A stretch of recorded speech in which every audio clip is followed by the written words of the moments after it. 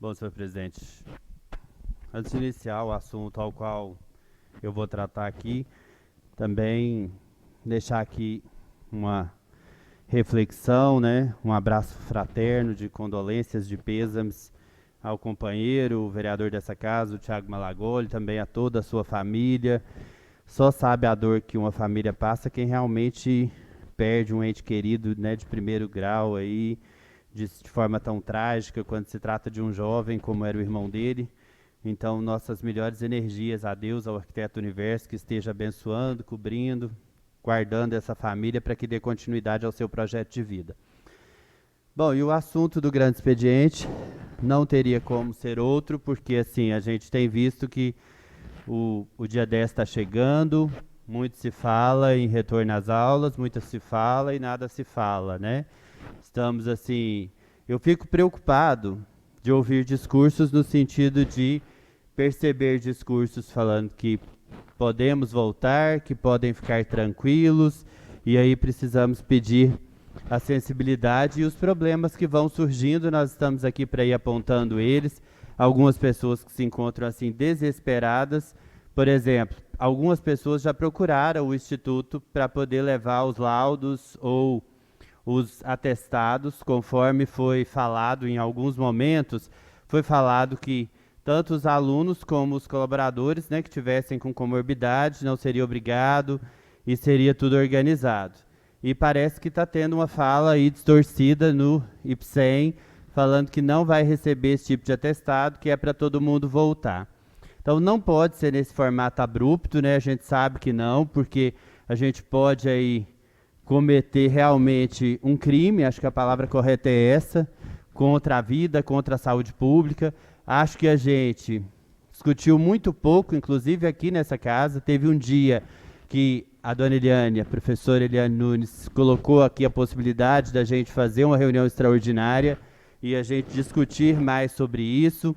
Não entendi por que nós não fizemos, porque eu acho que todo o tanto que a gente discutia ainda é pouco. O território, o tamanho territorial do município, todo mundo conhece que não é pequeno.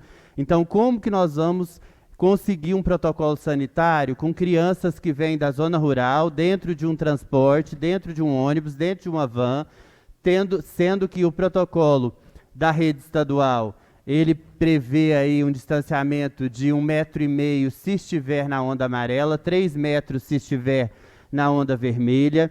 E aí nós começamos a esbarrar nesse tanto de situações, e parece que essas situações não estão incomodando todo mundo igualmente. Existe também a questão, o sindicato aí de forma muito organizada, apoiando, mesmo sem ter sido aceito que fosse o representante. Infelizmente, desde 2017, os professores fizeram um movimento para que se filiassem ao Sindicato dos Trabalhadores em Educação, não foi aceito pelo município. Isso é uma coisa assim negativa, ruim, porque o sindicato é que representa a classe com certeza.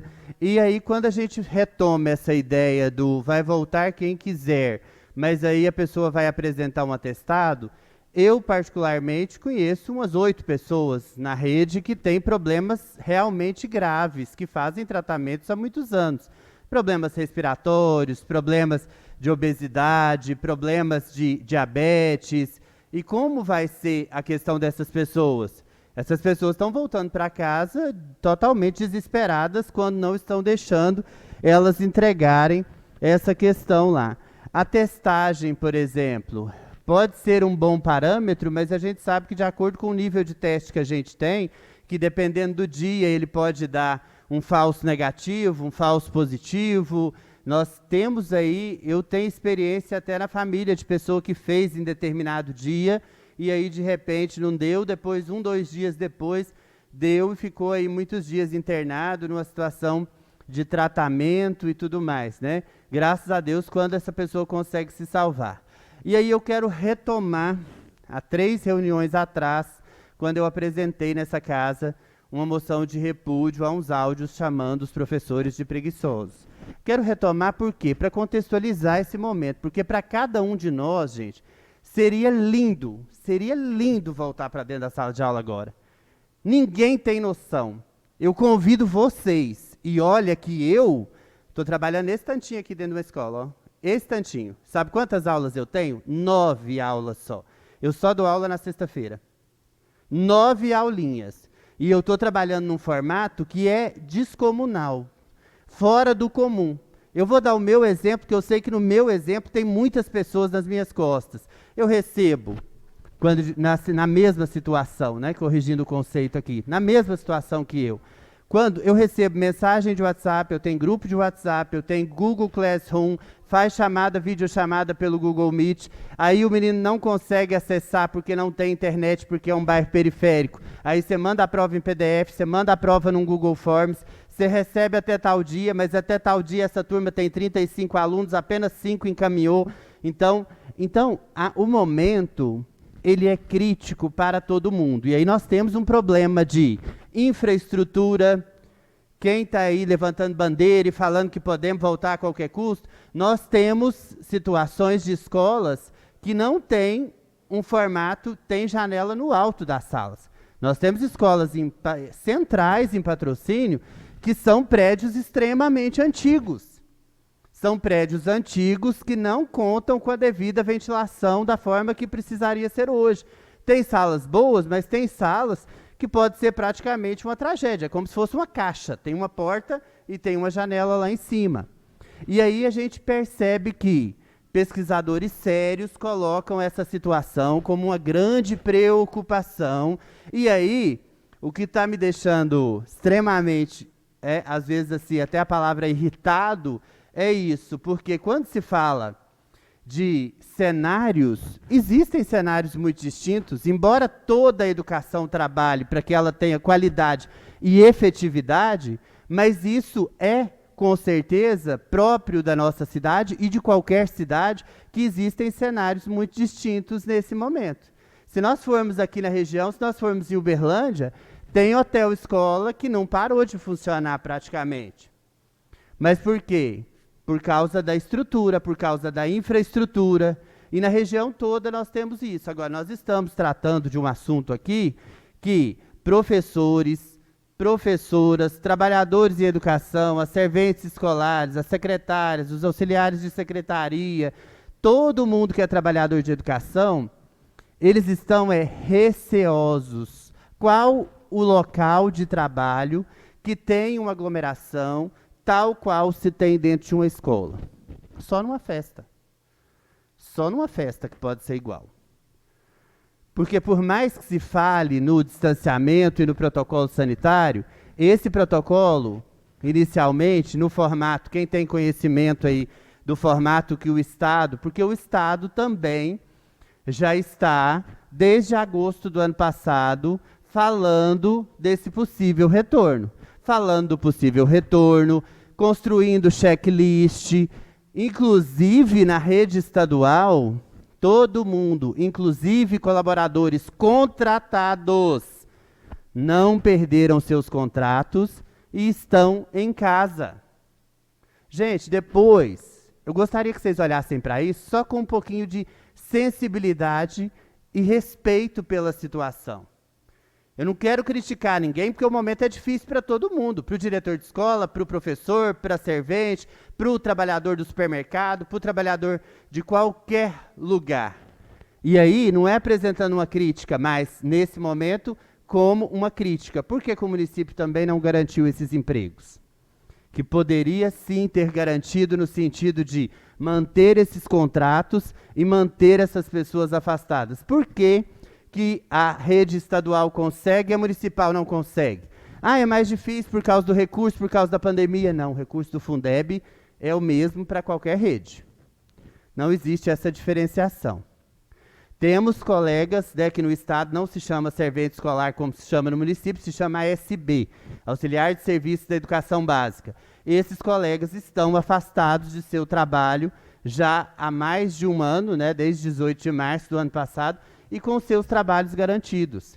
Aí quando a gente fala de sensibilidade, é para isso, porque não existe um recurso, não existe um gasto maior para isso. Esse recurso vem mensalmente, e aí, se nós estamos realmente, e aqui eu deixei na última reunião um pedido para que a gente tivesse uma visita ou um esclarecimento do Comitê Covid, que deu um ok para o retorno das aulas. Na região, a menos que hoje seja resolvida alguma coisa, até ontem, dos 7 municípios da nossa superintendência, da nossa regional, nós somos o primeiro município que marca uma data tão próxima para o dia 10, para a rede municipal. Somos o primeiro município que quer. Gente, e aí eu falo de coração. Se der certo, vai ser lindo. E nós temos que torcer e rezar para dar certo, caso realmente aconteça. Mas o problema é que, nesse momento, nós estamos ainda... Tem município que ontem, município vizinho, que ontem fez decreto voltando para a onda roxa, mesmo sem o Estado pedir. Por quê? Porque teve um aumento de casos nos últimos dias, acredita-se que por causa do relaxamento. Então, essa reflexão é para que todos vocês, a partir de hoje é 4, hoje é a nossa última reunião antes do dia 10, para que todos vocês possam ser porta-vozes de buscar essa sensibilidade junto ao prefeito, junto às lideranças que possam. Porque foi dada entrevista em rádio, aí, falando que poderia ter tranquilidade para esse retorno, né, citando até a questão de preparação da rede hospitalar para isso. Isso não é o ideal e não é o que ninguém acredita, o que ninguém quer nesse momento. O momento realmente é de cautela. Eu, no dia, sugeri, na reunião anterior, eu acho que nesse comitê tinha que ter um representante do Ministério Público, que também é um ente muito importante para poder julgar a viabilidade desse retorno nesse momento ou não.